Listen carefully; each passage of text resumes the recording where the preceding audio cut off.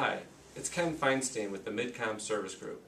As part of our value-added services to our customers, we put together a short series of videos to help you perform basic maintenance on your printers without costing you any money. We hope you find these videos helpful.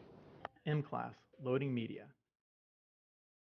Press the green release latch to raise the printhead. Place your label stock on the spindle and secure the paper guide. Feed the labels under the paper guide and center the paper sensor.